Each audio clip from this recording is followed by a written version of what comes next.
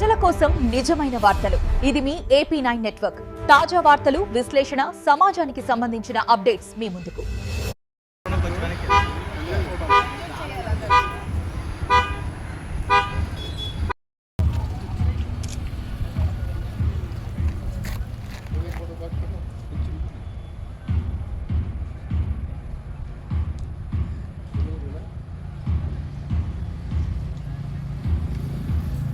శుభాకాంక్షలు. ఈరోజు అయితే స్వాతంత్ర దినోత్సవం సందర్భంగా అయితే ఎమ్మెల్సీ దువ్వాడ శ్రీనివాస్ గారు అనుచరులతో మరియు కార్యకర్తలతో మరియు విద్యార్థులతో అయితే స్వాతంత్ర దినోత్సవ వేడుకలు అయితే జరుపుకుంటున్నారు. అయితే స్వాతంత్ర దినోత్సవ వేడుకలు అయితే ఘనంగా జరుపుకున్నారు. అయితే ఎమ్మెల్సీ దువ్వాడ శ్రీనివాస్ గారు అలాగే మాధురి గారు కూడా మనకు అందుబాటులో ఉన్నారు.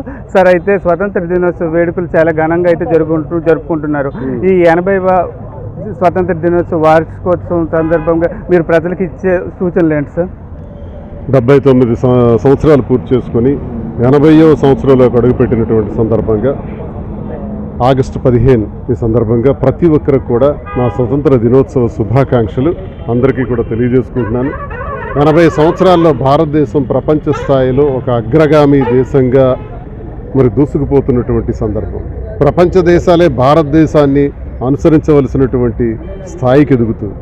సంస్కృతిలోను, సాంప్రదాయాల్లోనూ, అలవాట్లలోనూ మరి భిన్నత్వంలో ఏకత్వం, ఏకత్వంలో భిన్నత్వం, మరి ఎన్ని మతాలు, ఎన్ని జాతులు, ఎన్ని కులాలతో కలిసినటువంటి ఈ లౌకిక దేశం, ఈ దేశం సర్వమానవాళికి, ప్రపంచానికే ఒక దిక్కుగా మారబోయే స్థితికి ఎదుగుతున్నటువంటి ఈ భారతదేశం మరి ఇంత గొప్ప స్థాయిని ప్రసాదించినటువంటి మన స్వతంత్ర వీరులు మహాత్మా గాంధీ, సుభాష్ చంద్రబోస్, భగత్ సింగ్ గారు, మరి అలాగే లాల్ బాల్ పాల్, ఒకలేంటి సర్దార్ వల్లభాయ్ పటేల్, మన మన్యం ద్వారా అల్లూరి సీతారామరాజు, ఇలా అన్ని గ్రామాల నుంచి కూడా ఆనాడు స్వతంత్ర పోరాటం చేసినటువంటి ప్రతి ఒక్కరు కూడా శాశ్వత చిరస్మరణీయులని ఈ సందర్భంగా వారందరి తాలూకా ప్రాణ త్యాగాల్ని గుర్తు చేసుకుంటూ భవిష్యత్తు భారతదేశం ఉన్నత స్థాయికి ఎదిగే విధంగా మరి యువత అందరూ నడుం బిగించాలని, ప్రతి ఒక్క భారతీయుడు కూడా గర్వించాలని, అసలు భారతదేశంలో పుట్టడమే